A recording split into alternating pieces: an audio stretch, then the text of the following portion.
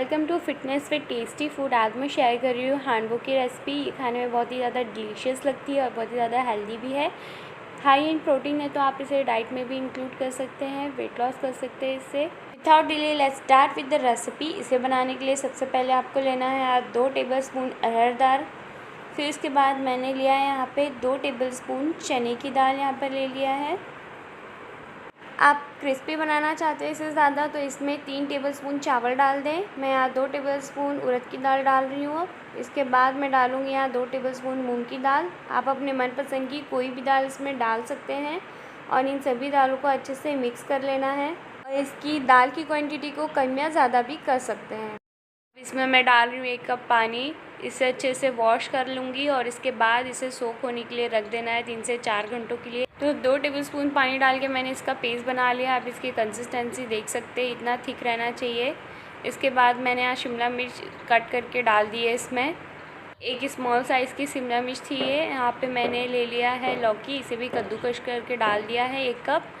गाजर ले रही हूँ यहाँ पे हाफ़ कप, ग्रेट कर लिया इसे और डाल दिया है इसमें। धनिया पत्ते डालूँगी कुछ इसमें मैं ऐड करेंगे हम कुछ मसाले। यहाँ मैंने हाफ़ टेबल स्पून हल्दी पाउडर डाला है इसमें। हाफ़ टेबल स्पून मैं यहाँ पर डालूँगी ज़ीरा पाउडर और 1 टेबल स्पून यहाँ पर डाल दूँगी मैं नमक। आप नमक को अपने टेस्ट के अकॉर्डिंग बढ़ाया कम करके भी डाल सकते हैं इसमें। अब इन सभी चीज़ों को कर लेना है अच्छे से मिक्स। आप इसमें अपनी मनपसंद की कोई भी सब्ज़ी को ऐड कर सकते हैं, ज़रूरी नहीं कि आप इसमें यही सब्ज़ी डालें। Half table spoon baking soda ये इसमें अच्छे से डाल के मिक्स कर दूंगी मैं। नॉन स्टिक पैन को मैं अच्छे से ग्रीस कर लूँगी ऑयल से। इस तरह से इसे अच्छे से कोट कर लेना ऑयल से। और चाहे तो इसे कढ़ाई में भी आप बना सकते हैं।